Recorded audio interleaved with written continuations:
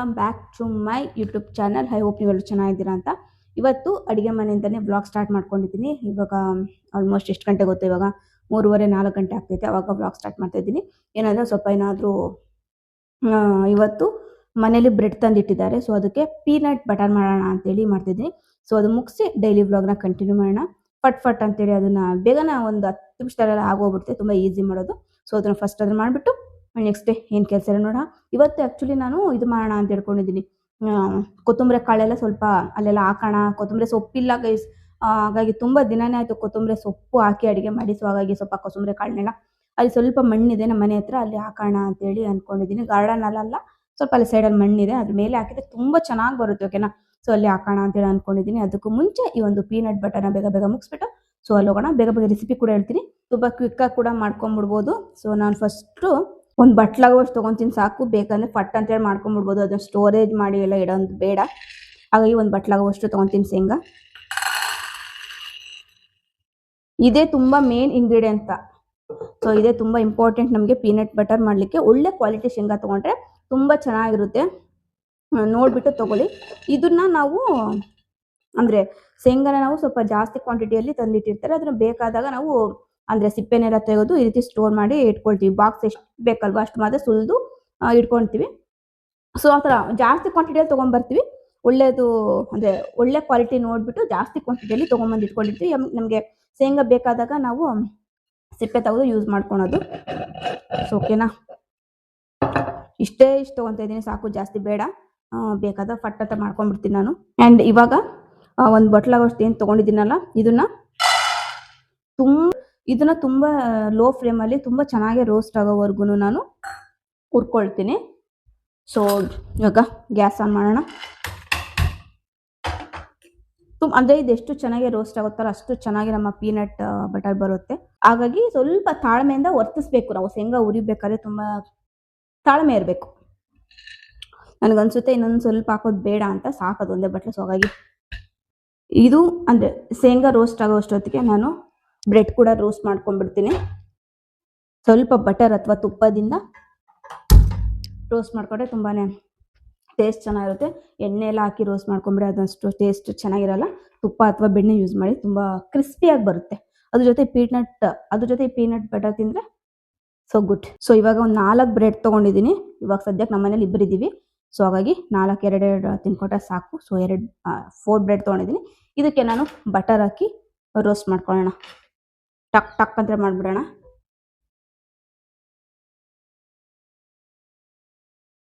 So ಒಂದೊಂದಾಗಿ roast ಮಾಡ್ತೀನಿ. ಇವಾಗ ಶೇಂಗಾ ರೋಸ್ಟ್ ಮಾಡ್ಕೊಳ್ತಾ ಇದ್ದೀನಿ, ನೋಡ್ತಿರ್ಬೋದು ನೀವು. ಅಂದರೆ ಲೋ ಫ್ಲೇಮಲ್ಲಿ ನಾವು ಒಂದು 15-20 ನಿಮಿಷನಾದರೂ ಬೇಕಾಗುತ್ತೆ. ತುಂಬ ಚೆನ್ನಾಗಿ ರೋಸ್ಟ್ ಆಗಬೇಕು ಅಂತ ಹೇಳಿದ್ರೆ ಶೇಂಗಾ ಎಷ್ಟು ಚೆನ್ನಾಗಿ ರೋಸ್ಟ್ ಆಗುತ್ತಲ್ವ ಅಷ್ಟು ಚೆನ್ನಾಗಿ ನಮಗೆ ಪೀನಟ್ ಬರುತ್ತೆ. ಹಿಂದಿನ ದಿನನೇ ನೀವೇನಾದ್ರು ರೋಸ್ಟ್ ಮಾಡಿ ಇಟ್ಕೊಂಡಿದ್ರೆ ತುಂಬ ಬೇಗನೆ ಆಗುತ್ತೆ. ಫ್ರೆಶ್ ಆಗಿ ಕೂಡ ನೀವು ತಿನ್ಕೊಬೋದು. ಯಾವುದೇ ರೀತಿ ಫ್ರಿಜ್ಜಲ್ಲಿ ಕೂಡ ಇಡೋದು ಬೇಡ, ಹಾಗೆ ಇಟ್ಕೋಬೋದು. ಗೈಸ್ ಇವಾಗ ತುಂಬ ಚೆನ್ನಾಗಿ ರೋಸ್ಟ್ ಆಗಿದೆ ಇದು. ಸೊ ಇದನ್ನೆಲ್ಲ ಸಿಪ್ಪೆನೆಲ್ಲ ತೆಗೆದು ಅಂದರೆ ಕ್ಲೀನ್ ಮಾಡ್ಕೊಬೇಕು. ಸಿಪ್ಪೆ ಜೊತೆ ಹಾಕಿದ್ರೆ ಚೆನ್ನಾಗಿರಲ್ಲ, ಹಾಗಾಗಿ ನೀಟಾಗಿ ಇದನ್ನೆಲ್ಲನೂ ಕ್ಲೀನ್ ಮಾಡ್ಕೊಳ್ತೀನಿ. ಆ್ಯಕ್ಚುಲಿ ಕರೆಂಟ್ ಕೂಡ ಇಲ್ಲ, ಬೇಗ ಮುಗಿಸೋಣ ಅಂದರೆ ಕರೆಕ್ಟ್ ಟೈಮಿಗೆ ಕರೆಂಟ್ ಕೂಡ ಇರೋದಿಲ್ಲ. ನೋಡೋಣ ಅದು ಯಾವಾಗ ಬರುತ್ತೆ, ಬರಲಿ. ಸೊ ಇವಾಗ ಇದು ಕ್ಲೀನ್ ಮಾಡ್ಕೊಂಬರ್ತೀನಿ. ಇವಾಗ ಇದನ್ನು ಮರದಲ್ಲಿ ಹಾಕ್ಕೊಂಡು ನೀಟಾಗಿ ಕ್ಲೀನ್ ಮಾಡೋಣ.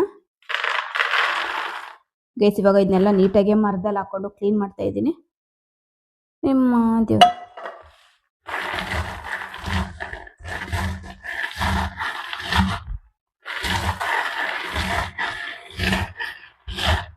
ಸಿಪ್ಪೆ ಸಮೇತ ಇರಬಾರ್ದು, ಫುಲ್ ನೀಟಾಗಿ ಕ್ಲೀನ್ ಮಾಡ್ಕೊಬೇಕು. ಇಲ್ಲಾಂದರೆ ಅದು ಬಾಯಲ್ಲಿ ಸಿಕ್ಕಾಕೊಂಡ್ಬಿಡುತ್ತೆ, ತಿನ್ಲಿಕ್ಕಾಗಲ್ಲ. ಚೆನ್ನಾಗಿ ರುಬ್ಕೊಳೋದು ಇಲ್ಲ, ಹಾಗೆ ತಿನ್ಲಿಕ್ಕೆ ಚೆನ್ನಾಗೂ ಅನ್ಸೋದಿಲ್ಲ. ಹಾಗಾಗಿ ಫುಲ್ ನೀಟಾಗಿ ಒಂದರಲ್ಲೂ ಸಿಪ್ಪೆ ಇರಬಾರ್ದು, ಅಷ್ಟು ನೀಟಾಗಿ ಕ್ಲೀನ್ ಮಾಡಿಕೊಂಡು ಯೂಸ್ ಮಾಡಬೇಕು. ಚೆನ್ನಾಗಿ ಪೀನಟ್ ಬಟರ್ ಚೆನ್ನಾಗಿ ಬರುತ್ತೆ. ನೀಟಾಗಿ ಫುಲ್ಲು ನಾನು ಸಿಪ್ಪೆನೆಲ್ಲ ತೊಗೊಂಡು ಯೂಸ್ ಮಾಡ್ತಾ ಇದ್ದೀನಿ. ಬಟ್ ಇವಾಗ ಮಿಕ್ಸರ್ ಮಾಡ್ಕೊಬೇಕು, ಕರೆಂಟ್ ಇಲ್ಲ. ಸೊ ಅಲ್ಲಿ ಕರೆಂಟ್ ಬರೋವರೆಗೂ ವೇಟ್ ಮಾಡಬೇಕು, ಏನು ಮಾಡೋಂಗಿಲ್ಲ. ಸೊ ಅಲ್ಲಿವರೆಗೂ ಅಟ್ಲೀಸ್ಟ್ ನೈಟ್ ಡಿನ್ನರ್ಗೆ ಏನಾದರೂ ಪ್ರಿಪೇರ್ ಆದರೂ ಮಾಡ್ಕೊಳ್ತೀನಿ. ಸೊ 4-5 ಥರ ಕಾಳುಗಳೆಲ್ಲ ನೆನೆ ಹಾಕಿ ಮೊಳಕೆ ಕಟ್ಟಿದ್ದೆ. ಸೊ ಅದಿಷ್ಟನ್ನು ಪಲ್ಯ ಮಾಡಿಬಿಟ್ಟು ಚಪಾತಿ ಮಾಡ್ಕೊಳ್ಳೋಣ ಅಂತ. ಸೊ ಇವಾಗ ತರಕಾರಿ ಕಟ್ ಮಾಡ್ಕೊಳ್ತೀನಿ. ಹಾಗೆ ನೆನ್ನೆ ಒಂದು ಇನ್ಸಿಡೆಂಟ್ ಆಯಿತು ನನ್ನ ಲೈಫಲ್ಲಿ. ಸೊ ಅದನ್ನು ನಿಮ್ಮೊಟ್ಟಿಗೆ ಶೇರ್ ಮಾಡೋಣ ಅಂತ. ಏನಂದರೆ ನೆನ್ನೆ ನಾನು ಸ್ವಲ್ಪ ಕೆಲಸ ಇತ್ತು ಅಂತೇಳಿ ಆಚೆ ಹೋಗಿದ್ದೆ, ಆಯಿತಾ. ಆಚೆ ಹೋದಾಗ ಲೈಕ್ ರಿಟರ್ನ್ ಬರಬೇಕಾದ್ರೆ ನಾನು ಕಾರಲ್ಲಿ ಬರುವಾಗ ನನ್ನ ಫ್ರೆಂಡು ಬೈಕಲ್ಲಿ ಹೋಗ್ತಾ ಇದ್ಲು ಅವಳು. ಸೊ ನನಗೆ ಸಡನ್ನಾಗಿ ಗೊತ್ತಾಗಲಿಲ್ಲ ಅವಳು ನನ್ನ ಫ್ರೆಂಡ್ ಹೌದೋ ಅಲ್ವೋ. ಮಾತಾಡ್ಸಿದ್ರೆ ಹೆಂಗೇನು ಆಲ್ಮೋಸ್ಟ್ ಎಷ್ಟು ಗೊತ್ತಾ, ಒಂದು 3-4 ಇಯರ್ಸ್ ಆಯಿತು ಗೈಸ್, ನಾನು ಅವ್ರನ್ನ ಭೇಟಿನೂ ಕೂಡ ಮಾಡಿಲ್ಲ. ಏನು ಸ್ಟೇಟಸ್ ಹಾಕ್ದಾಗ ನೋಡ್ತಿರ್ತೀನಿ ಅಷ್ಟು ಬಿಟ್ಟರೆ, ಅಂದರೆ ವಾಟ್ಸಪ್ಪಲ್ಲಿ ನೋಡ್ತಿರ್ತೀನಿ, ಅದು ಬಿಟ್ಟರೆ ನಾನು ಲೈವಲ್ಲಿ ನೋಡಿಲ್ಲ ಅವ್ರನ್ನ. ಸಡನ್ನಾಗಿ ನೋಡಿದಾಗ ಅವಳ ಫ್ರೆಂಡ್ ಹೌದೋ ಅಲ್ವೋ ಹೆಂಗೆ, ಅಟ್ಲೀಸ್ಟ್ ನಾನು ಅಲ್ಲಿ ನಿಲ್ಲಿಸಿ ಮಾತಾಡೋವಷ್ಟು ನನಗೆ ಏನು, ನಾನು ಫುಲ್ ಟಯರ್ಡ್ ಆಗಿದ್ದೆ, ಅಲ್ಲಿ ನಿಲ್ಲಿಸಿ ಮಾತಾಡೋವಷ್ಟು ನಮಗೆ ಟೈಮ್ ಕೂಡ ಇರಲಿಲ್ಲ. ಅದರಲ್ಲಿ ಅವಳು ನನ್ನ ಫ್ರೆಂಡ್ ಹೌದೋ ಇಲ್ವೋ ಅನ್ನೋದು ನನಗೆ ಕನ್ಫ್ಯೂಷನ್ ಆಗಿಬಿಟ್ಟಿತ್ತು. ಬಟ್ ಸ್ಟಿಲ್ ಓಕೆ, ಅವಳನ್ನ ಕರೆಯೋಣ, ಭಾನು ಅಂತ ಕರೆಯೋಣ. ಕರೆದ್ರೆ ಇನ್ ಕೇಸ್ ಅವಳು ರೆಸ್ಪಾನ್ಸ್ ಮಾಡಿದರೆ ಓಕೆ, ಅವಳನ್ನ ಫ್ರೆಂಡ್ ಅಂತ ಒಪ್ಕೊಂಬಿಡೋಣ, ಇಲ್ಲ ಅಂತ ಹೇಳಿದರೆ ಓಕೆ ಸುಮ್ಮನೆ ಆಗ್ಬೇಡೋಣ ಅಂತೇಳಿ ಅಂದ್ಕೊಂಡೆ. ಬಟ್ ಕರೆದೆ, ಭಾನು ಅಂತೇಳಿ ಕರೆದೆ. ಅವಳು ಸಡನ್ನಾಗಿ ತಿರುಗಿ ನೋಡಿದಾಗ ಆಯ್ ಅಂತ ಹೇಳಿದ್ಲು. ಅವಳಿಗೂ ಟೈಮ್ ಇರಲಿಲ್ವಂತೆ, ಸೊ ನನಗೂ ಟೈಮ್ ಇರಲಿಲ್ಲ. ಸೊ ಏನಂತ ಹೇಳಿದರೆ, ನಾನು ಓದಿದ್ದು ದಾವಣಗೆರೆಯಲ್ಲಿ ಆಯ್ತಾ, ಜೈನ್ ಕಾಲೇಜಲ್ಲಿ ನಾನು ಓದಿದ್ದು. ಅಲ್ಲಿ ಓದಿದಾಗ ಅವಳು ನನಗೆ, ನಾನು ದಾವಣಗೆರೆ ಸೈಡ್ ಅಂತೇಳಿ ಅಂದ್ಕೊಂಡಿದ್ದೆ, ಅವಳದು ಬೇರೆ ಊರು ಅವಳದು, ಆ ಕಡೆ ಸೈಡು. ಬಟ್ ನಾನು ಹೋಗೋ ನಮ್ಮೂರ ರೂಟ್ಗೆ ಅವಳೇನಕ್ಕೆ ಬರ್ತಾ ಇದ್ದಾರೆ, ಅದೊಂದು ಕನ್ಫ್ಯೂಷನ್ ಇತ್ತು ನನಗೆ. ಅವಳು ಮಾತಾಡ್ಸೋಣ ಬೇಡ ಅಂತೇಳಿ, ನಾವು ಬರ್ತಾ ಇರೋ ರೋಡಲ್ಲಿ ಅವಳು ಕೂಡ ಬರ್ತಾ ಇದ್ದಾಳೆ. ಬಟ್ ನನಗೊಂಥರ ಕನ್ಫ್ಯೂಷನ್, ಹೌದು ನನ್ನ ಫ್ರೆಂಡ್ ಹೌದೋ ಇಲ್ವೋ ನನಗೆ ಕನ್ಫ್ಯೂಷನ್ ಆಗಿಬಿಡ್ತು. ಬಟ್ ಸ್ಟಿಲ್ ಕರೆದೆ, ಅವಳು ರೆಸ್ಪಾನ್ಸ್ ಕೂಡ ಮಾಡಿದ್ಲು. ನಾನು ಆ ಕಡೆ ಅವಳು ಒಂದು ದಾವಣಗೆರೆ ಸೈಡ್ ಅವರು ಅಂತೇಳಿ ಅಂದ್ಕೊಂಡಿದ್ದೆ. ಬಟ್ ಅಲ್ಲ, ಅಂದರೆ ಅವ್ರು ದಾವಣಗೆರೆ ಸೈಡ್ ಅವರೇ, ಮದುವೆ ಆದಮೇಲೆ ಈಗ ನಮ್ಮೂರ ಸೈಡಲ್ಲಿ ಇದ್ದಾರಂಥವ್ರು. ಸೊ ಅಲ್ಲಿಂದ ಬಂದುಬಿಟ್ಟೆ. ಮೇಲೆ ನನಗೆ ಅವಳೇ ಮತ್ತೆ ಫೋನ್ ಮಾಡಿದ್ಲು, ನಾನೇ ಮಾಡಬೇಕು ಅಂತಲೇ ಅಂದ್ಕೊಂಡಿದ್ದೆ. ಬಟ್ ಏನೋ ಮಾಡ್ತಾ ಇದ್ದೆ ಜೊತೆ, ನಾನು ಸ್ವಲ್ಪ ಟೈಮ್ ಬಿಟ್ಟು ನಾನು ಫೋನ್ ಮಾಡೋಣ ಅಂದ್ಕೊಂಡೆ. ಅಷ್ಟೊತ್ತಿಗೆ ಅವಳೇ ಫೋನ್ ಮಾಡಿದ್ದೆ. ಸೊ ಆಮೇಲೆ ಮಾತಾಡಿದ್ಮೇಲೆ ಗೊತ್ತಾಯಿತು, ಅವಳು ನಮ್ಮೂರ ಹತ್ರನೇ ಇದ್ದಾಳೆ, ಅವಳು ಅಲ್ಲಿಲ್ಲ, ಅವಳು ಇಲ್ಲೇ ಇದ್ದಾಳೆ. ಸೊ ಮದುವೆ ಮಾಡಿಕೊಂಡು ನಮ್ಮೂರ ಹತ್ರನೇ ಇದ್ದಾಳೆ ಅನ್ನೋದು ಅವಾಗ ನನಗೆ ಅಂದರೆ ಗೊತ್ತಾಗಿದ್ದು, ನನಗೆ ಮುಂಚೆ ಗೊತ್ತಿರಲಿಲ್ಲ. ಸೊ ಅವಳನ್ನ ನೋಡಿದ ತಕ್ಷಣ ನನಗೊಂಥರ ಕಾಲೇಜ್ ಲೈಫೇ ನೆನಪಾಗ್ಬಿಡ್ತು ಗೈಸ್. ಅವರು ಡಿಪ್ಲೊಮಾಯಿಂದ ಬಂದಿದ್ಲು ಅನಿಸುತ್ತೆ. ಡಿಪ್ಲೊಮಾಯಿಂದ ಬಂದಿದ್ಲು. ಅಷ್ಟೊಂದಾಗೇನು ಕ್ಲೋಸ್ ಇರಲಿಲ್ಲ, ಬಟ್ ಕ್ಲೋಸ್ ಇದ್ವಿ. ಅಂದರೆ ಗೊತ್ತಲ್ಲ ಗೈಸ್, ಕಾಲೇಜ್ ಲೈಫಲ್ಲಿ ಹೆಂಗಿರುತ್ತೆ ಅನ್ನೋ, ನಮ್ಮದೇ ಆದಂಥ ಒಂದು ಗ್ಯಾಂಗ್ ಇರುತ್ತೆ, ನಮ್ಮದೇ ಆದಂಥ ಫ್ರೆಂಡ್ಸ್ಗಳಿರ್ತಾರೆ, ಅವ್ರ ಜೊತೆನೇ ಚಿಲ್ ಮಾಡ್ತಾ ಇರ್ತೀವಿ. ಅದೊಂಥರ ಕ್ರೇಜಿ ಲೈಫ್ ಗೊತ್ತಾ. ನಾವು ಮತ್ತೆ ಇವಾಗ ಅದನ್ನ ಬಯಸಿದ್ರು ಮತ್ತೆ ನಮಗೆ ಸಿಗಲ್ಲ. ಸೊ ಸಿಕ್ಕಾಗ ನಾನು ಎಂಜಾಯ್ ಮಾಡಬೇಕು. ಅದಕ್ಕೆ ನಿಮ್ಗೆ ಪ್ರತಿ ಸಲ ಹೇಳ್ತಿರ್ತೀನಿ, ಇರೋದೊಂದು ಲೈಫಲ್ಲಿ ಖುಷಿಯಾಗಿರಿ, ಆದಷ್ಟು ಒಳ್ಳೊಳ್ಳೆ ಮೆಮೊರೀಸ್ನ ಕ್ರಿಯೇಟ್ ಮಾಡಿರಿ ಅಂತ ಹೇಳ್ತಾ ಇರ್ತೀನಲ್ವಾ. ಸೊ ಇದಕ್ಕೆ ನಾನು ಹೇಳ್ತಾ ಇರ್ತೀನಿ. ಸೊ ಏನೋ ಒಂಥರ ತುಂಬ ಖುಷಿ ಆಯಿತು ನನಗೆ. ಏನೇನೋ ನೆನಪಾಯಿತು ಕಾಲೇಜ್ ಡೇಸಲ್ಲಿ ನಾವು ಕ್ಯಾಂಪ್ ಹೋಗಿದ್ದು, ಅಲ್ಲಿ ಎಲ್ಲ ಊಟ ಮಾಡಿದ್ದು, ಮತ್ತು ಬ್ರೇಕ್ ಪೀರಿಯಡ್ಸಲ್ಲೆಲ್ಲ ಚಿಲ್ ಮಾಡ್ತಾ ಇದ್ದಿದ್ದು. ಕೆಲವೊಂದು ಸಲ ಅಸೈನ್ಮೆಂಟ್ ಬರೀತಾ ಇರಲಿಲ್ಲ, ಅದೇನೇನೋ ನೆನಪಾಗ್ಬಿಡ್ತು. ಇವಾಗ ಎಲ್ಲರೂ ಬ್ಯುಸಿ ಆಗಿಬಿಟ್ಟಿದ್ದಾರೆ, ಏನು ಮಾಡೋಂಗಿಲ್ಲ. ನೋಡೋಣ, ಅವಳು ಇಲ್ಲೇ ನಮ್ಮೂರ ಹತ್ರನೇ ಇದ್ದಾಳಂತೆ. ಸೊ ನಾನು ಖಂಡಿತವಾಗ್ಲೂ ಅವಳು ಇಲ್ಲೇ ನಮ್ಮೂರ ಪಕ್ಕನೇ ಇದೆ, ಒಂದು 5 ಕಿಲೋಮೀಟರ್ ಒಳಗಡೆನೇ ಇದ್ದಾಳೆ. ಸೊ ಸಿಕ್ಕಾಗ ಖಂಡಿತವಾಗ್ಲೂ ನಿಮಗೂ ಕೂಡ ಭೇಟಿ ಮಾಡಿಸ್ತೀನಿ. ಸೊ ಒಂಥರ ಖುಷಿ ಆಯಿತು ಅಷ್ಟೇ ಗೈಸ್. ಬ್ಯಾಕ್ ಟು ಮೆಮೊರೀಸ್ ಅಷ್ಟೇ, back to college life. So ಆ ಥರ ಕೆಲವು ಫ್ರೆಂಡ್ಸ್ ಇದ್ದಾರೆ, ಏನು ಗೊತ್ತಾ, ಕೆಲವು ಫ್ರೆಂಡ್ಸು ನನಗೆ ಅಂದರೆ ಫೋನ್ ಮಾಡ್ತಾರೆ, ಮೆಸೇಜ್ ಮಾಡ್ತಾರೆ. ಕೆಲವೊಂದ್ಸಲ ನಾನು ಅವ್ರಿಗೆ ಫೋನ್ ರಿಸೀವ್ ಮಾಡಿರಲ್ಲ, ಮೆಸೇಜ್ಗೆ ರಿಪ್ಲೈ ಮಾಡಿರಲ್ಲ. ಹಂಗಂತೇಳಿ ನಿಜವಾಗ್ಲೂ ಅವ್ರನ್ನ ಯಾರನ್ನೂ ನೆನಪಿಲ್ಲ ಅಂತೇಳಿ ನಿಜವಾಗ್ಲೂ ಅವ್ರಿಗೆ ಕೆಲವೊಬ್ರು ಫ್ರೆಂಡ್ಸ್ಗೆ ನನ್ನ ಜೀವನದಲ್ಲಿ ಒಳ್ಳೆ ಸ್ಥಾನ ಕೊಟ್ಟಿದ್ದೀನಿ. ಐ ಲವ್ ಮೈ ಫ್ರೆಂಡ್ಸ್ ಆಯಿತಾ. ಅವ್ರಿಲ್ಲ ಅಂದಿದ್ರೆ ನನ್ನ ಸ್ಕೂಲ್ ಲೈಫು, ನನ್ನ ಕಾಲೇಜ್ ಲೈಫು ಇಷ್ಟು ಮೆಮೊರೇಬಲ್ ಆಗಿರೋದಕ್ಕೆ ಸಾಧ್ಯನೇ ಇಲ್ಲ. ಅಷ್ಟು ನನಗೆ ಪ್ರೀತಿ ಕೊಟ್ಟಿದ್ದಾರೆ, ಅಷ್ಟು ನನಗೆ ಮೆಮೊರೀಸ್ನ ಕೊಟ್ಟಿದ್ದಾರೆ ನನ್ನ ಫ್ರೆಂಡ್ಸ್. ನಿಜವಾಗ್ಲೂ ಅವನ್ನೆಲ್ಲರನ್ನೂ ಭೇಟಿ ಮಾಡಿಸ್ಬೇಕು. ನಾನು ಕೂಡ ತುಂಬ ದಿನ ಆಯಿತು ಅವ್ರನ್ನ ಯಾರನ್ನೂ ಮೀಟ್ ಕೂಡ ಮಾಡಿಲ್ಲ. ಫೋನಲ್ಲಿ ನನಗೆ ಮಾತಾಡೋಕ್ಕೆ ಇಷ್ಟನೇ ಆಗಲ್ಲ ಗೈಸ್. ಏನೋ ನನಗೆ ಫೋನಲ್ಲಿ ಮಾತಾಡೋದಕ್ಕಿಂತ ನನಗೆ ಎದುರು ಬದ್ರಿಗೆ ಸಿಗ್ತಾರಲ್ಲ, ಅವಾಗ ನಾನು ಫುಲ್ ಖುಷಿ ಆಗ್ತೀನಿ. ಫೋನಲ್ಲಿ ನನಗೇನು ಅಷ್ಟೊಂದು ಮಾತಾಡಬೇಕು ಅಂತ ಅನಿಸಲ್ಲ. ನನಗೆ ಅಷ್ಟು ಅಂದರೆ ಬೇರೆ ಬೇರೆ ಕೆಲಸ ಅದು, ಅಥವಾ ಫ್ರೀ ಟೈಮ್ ಇದ್ದಾಗ ಮೂವೀಸ್ ನೋಡ್ತೀನಿ. ಸೊ ಆ ಥರದಲ್ಲಿ ಇರ್ತೀನಿ. ನನಗೆ ಫೋನಲ್ಲಿ ಮಾತಾಡೋದು ಮತ್ತು ಮೆಸೇಜ್ ಮಾಡೋದು ಅಂದರೆ ಅಷ್ಟೊಂದು ನನಗೆ ಇಷ್ಟ ಆಗಲ್ಲ, ಲೈಕ್ ಆಗಲ್ಲ. ಸೊ ಹಾಗಾಗಿ ಅಷ್ಟು ಮಾತಾಡಲ್ಲ ನಾನು. ಖಂಡಿತವಾಗ್ಲೂ ಅವರೆಲ್ಲ ಸಿಕ್ಕಿದಾಗ ಎಲ್ರೂ ಒಂದ್ಸಲ ಭೇಟಿ ಆಗಬೇಕು. ನೋಡೋಣ, ಅದು ಒಂದು ಮೂಮೆಂಟ್ ಅಂತ ಪ್ಲ್ಯಾನ್ ಮಾಡಿದ್ದೀನಿ.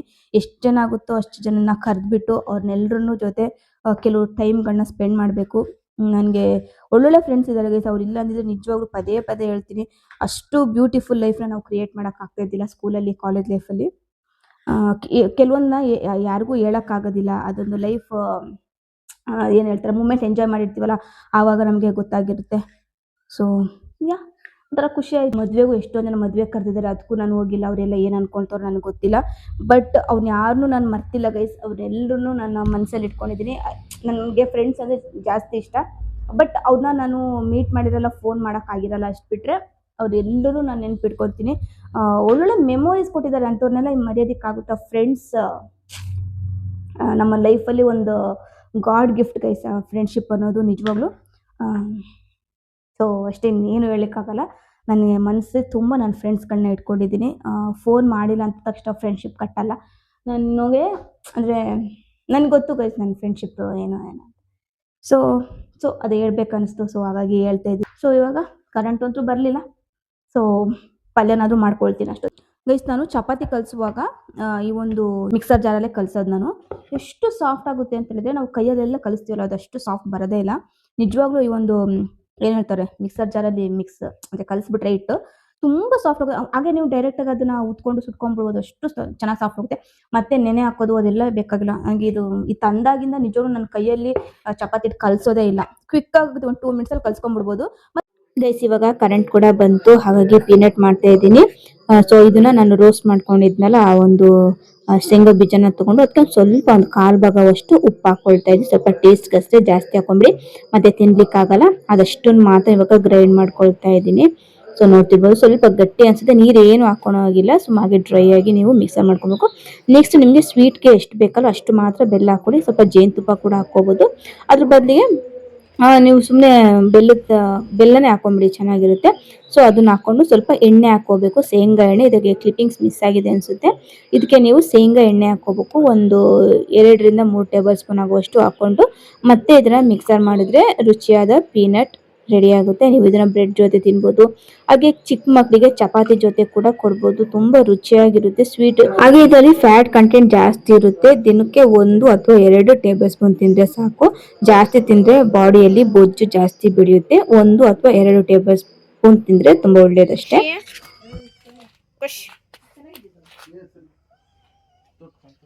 ಹಾಗೆ ಎಳ್ನೀರು ಅಂತೂ ತಂದ್ಬಿಟ್ಟು 3-4 ದಿನ ಆಗಿತ್ತು. ಅದನ್ನ ನನಗೆ ಈ ತರ ಕೆತ್ಬಿಟ್ಟು ಕೊಡೋರು ಯಾರು ಇರ್ಲಿಲ್ಲ. ಸೊ ಆಗಷ್ಟೇ ನಮ್ಮ ಅಮ್ಮ ಅವ್ರು ಬಂದಿದ್ರಲ್ವಾ, ಹಾಗಾಗಿ ಅವ್ರ ಹತ್ರನೇ ಕೆತ್ತಿಸ್ಕೊಂಡು ಇಟ್ಕೊಳ್ತಾ ಇದ್ದೀನಿ. ನಮ್ಮ ಅಪ್ಪಾಜಿ ಅಂತೂ ಅದನ್ನ ಕೆತ್ಕೊಡಕ್ ಆಗ್ಲೇ ಇಲ್ಲ, ಅವ್ರಿಗೆ ಕೈ ನೋವು ಅಂತ ಹೇಳ್ತಾ ಇದ್ರು. ಹಾಗಾಗಿ ನಾನು ಕೂಡ ಸುಮ್ಮನಾಗ್ಬಿಟ್ಟಿದ್ದೆ. ಸೊ ಅವ್ರು ಬಂದ್ರಲ್ವಾ, ಹಾಗಾಗಿ ಇವಾಗ ಈವ್ನಿಂಗ್ ಟೈಮ್ ಕುಡಿತಾ ಇದ್ದೀನಿ. ದಿನದಲ್ಲಿ ಯಾವ ಟೈಮಲ್ಲಾದ್ರೂ ಕುಡಿದು ಒಳ್ಳೇದು. ಜಾಸ್ತಿ ಅಂದ್ರೆ ಮಾರ್ನಿಂಗ್ ಟೈಮಲ್ಲಿ ಎಫೆಕ್ಟ್ ಜಾಸ್ತಿ ಇರುತ್ತೆ. ಇದಕ್ಕೆ ಸ್ವಲ್ಪ ಉಪ್ಪು ಮತ್ತೆ ಐಸ್ ಆ್ಯಪಲ್ನ ಹಾಕೊಂಡು ಕುಡಿತಾರೆ. ಬಟ್ ನನಗೆ ಅದು ಯಾವುದು ಬೇಡ, ಇಷ್ಟೇ ಸಾಕು. ಇದೆ ಅಂದ್ರೆ ತುಂಬಾ ರುಚಿಯಾಗಿರುತ್ತೆ, ಅಷ್ಟು ಇಷ್ಟ ಆಗುತ್ತೆ. ಸೊ ಅದೆಲ್ಲ ಕುಡಿದ್ಬಿಟ್ಟು ಬಟ್ಟೆ ಎಲ್ಲ ಒಣಗಾಕಿದ್ದೆ, ಅಂದ್ರೆ ವಾಶ್ ಮಾಡಿಬಿಟ್ಟು. ಸೊ ಅದನ್ನೆಲ್ಲಾನು ತೆಗಿತಾ ಇದ್ದೀನಿ. ಯೂಶಲಿ ಬಟ್ಟೆಗಳನ್ನ ಮಿಷಿನಲ್ಲಿ ಡ್ರೈ ಮಾಡಿಬಿಟ್ಟೆ ನಾನು ಒಣಗಾಕ್ತೀನಿ, ಅಂದ್ರೆ ಕೈಯಲ್ಲೇ ವಾಶ್ ಮಾಡ್ತೀನಿ. ಕೈಯಲ್ಲಿ ವಾಶ್ ಮಾಡಿಬಿಟ್ಟು ಅಂದ್ರೆ ಮಿಷಿನಲ್ಲಿ ಡ್ರೈ ಮಾಡ್ತೀನಿ, ಅವಾಗ ಸ್ವಲ್ಪ ಬೇಗ ಒಣಗುತ್ತೆ. ಇತ್ತೀಚೆಗೆ ಏನಕ್ಕೋ ಮಿಷಿನಲ್ಲಿ ಬಟ್ಟೆ ಹಾಕಿದ್ದು ನನಗೇನು ಇಷ್ಟನೇ ಆಗಲ್ಲ. ಹಾಗಾಗಿ ವಾಶ್ ಮಾಡಿಬಿಟ್ಟು ಅಂದ್ರೆ ಕೈಯಲ್ಲೇ ವಾಶ್ ಮಾಡಿಬಿಟ್ಟು ಮಿಷಿನಲ್ಲಿ ಡ್ರೈ ಮಾಡಿಬಿಟ್ಟು ಒಣಗಾಕ್ತೀನಿ. 1 ಅವರ್ ಅಥವಾ 1.5 ಅವರ್ ಎಲ್ಲ ನೀಟಾಗಿ ಫುಲ್ ಡ್ರೈ ಆಗಿಬಿಟ್ಟಿರುತ್ತೆ. ಸೊ ಅದನ್ನ ಸಂಜೆ ಮೇಲೆ ಮರ್ಚಿ ಇಟ್ಕೊಳ್ತೀನಿ. ಸೊ ಅದೆಲ್ಲ ಮುಗಿಸಿ ಇವಾಗ ಪೂಜೆ ಮಾಡೋಣ ಅಂತೇಳಿ ಬಂದೆ. ಆಲ್ಮೋಸ್ಟ್ ಒಂದು 6-6:30 ಒಳಗೆ ಪೂಜೆ ಮಾಡಿಬಿಡ್ತೀನಿ. ಇದು ಒಂಥರ ಡೈಲಿ ರೂಟೀನ್ ನನಗೆ. ಯಾವ್ದು ಮಿಸ್ ಮಾಡಿದ್ರು ಪೂಜೆ ಮಿಸ್ ಮಾಡೋ ಹಾಗೆ ಇಲ್ಲ. ಬಿಕಾಸ್ ನಮ್ಮ ಮನೇಲಿ ಯಾರು ಪೂಜೆನೇ ಮಾಡೋದಿಲ್ಲ, ಅವ್ರು ಸುಮ್ಮನೆ ಇಪ್ಪತ್ತು ಹಚ್ಕೊಳ್ತಾರೆ ಹೋಗ್ತಾರೆ. ಸೊ ನಾನು ಒಬ್ಳೆ ಪೂಜೆ ಮಾಡ್ತೀನಿ. ಸೊ ನಾನು ಮಾಡಿಲ್ಲ ಅಂದ್ರೆ ಮಾತ್ರ ಮಾಡ್ತಾರೆ. ಯೂಶಲಿ ನನ್ನ ಮೇಲೆ ಡಿಪೆಂಡ್ ಆಗಿರ್ತಾರೆ ಪೂಜೆ ಮಾಡೋದ್ರಲ್ಲಿ.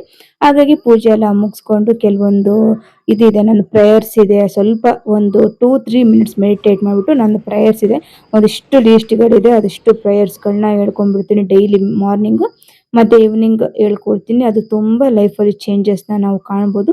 ತುಂಬ ಒಳ್ಳೊಳ್ಳೆ ಪ್ರೇಯರ್ಸ್ ಇದೆ. ಖಂಡಿತವಾಗ್ಲೂ ನಿಮಗೂ ಕೂಡ ಒಂದು ದಿನ ತೋರಿಸ್ತೀನಿ, ಯಾವ್ಯಾವ ಪ್ರೇಯರ್ಸ್ನ ಹೇಳ್ತೀನಿ, ಅದರಿಂದ ಏನೆಲ್ಲ ಬೆನಿಫಿಟ್ ಇದೆ ಅನ್ನೋದು ಕೂಡ ಒಂದು ದಿನ ವ್ಲಾಗ್ ಕೂಡ ಮಾಡ್ತೀನಿ. ಸೊ ಹಾಗೆ ಕೆಲವೊಂದಿಷ್ಟು ಮಾವಿನ ಹಣ್ಣು ತೊಗೊಂಬಂದಿದ್ರು, ಅಂದರೆ ಮಾವಿನಕಾಯಿ ತೊಗೊಂಬಂದಿದ್ರು. ಅದು ಕೂಡ ಅಂದರೆ ಹಣ್ಣು ಮಾಡಬೇಕಲ್ವ, ಕೆಲವೊಂದು ಹಣ್ಣಾಗಿದೆ. ಹಣ್ಣಾದರೂ ಕೂಡ ಕೆಟ್ಟು ಹುಳೆ, ನನಗೆ ಹುಳೆ ಅಂದರೆ ಇಷ್ಟನೇ ಆಗಲ್ಲ. ಅದು ಅಷ್ಟೇ ಕೆಲವೊಂದು ಮಾವಿನಕಾಯಿನೆಲ್ಲ ಅಂದರೆ ಹಣ್ಣಾಗಲಿಕ್ಕೆ ಇಟ್ಟು ಬಂದಿದ್ದೀನಿ. ಸೊ ಇದರಲ್ಲಿ ಇದು ಆ್ಯಕ್ಚುಲಿ ದುಡ್ಡು ಕೊಟ್ಟು ತಂದಿಲ್ಲ, ನಮ್ಮ ಅಜ್ಜಿ ಮನೆದಿದು. ಹಣ್ಣಾಗಿದೆ, ಹಣ್ಣಾದರೂ ಕೂಡ ಹುಳಿ ಇದೆ. ಸೊ ನನಗೆ ಹುಳಿ ಅಂದರೆ ಅಷ್ಟು ಇಷ್ಟ ಆಗಲ್ಲ ನನಗೆ, ಓಕೆನಾ. ಬಟ್ ಎಲ್ಲ ಸಾಫ್ಟ್ ಇದೆ, ಬಟ್ ಹಣ್ಣಾಗಿದೆ. ಬಟ್ ಹುಳಿದೆ, ನಂಗೆ ಅಷ್ಟೊಂದು ತಿನ್ನೋಕ್ಕಾಗಲ್ಲ.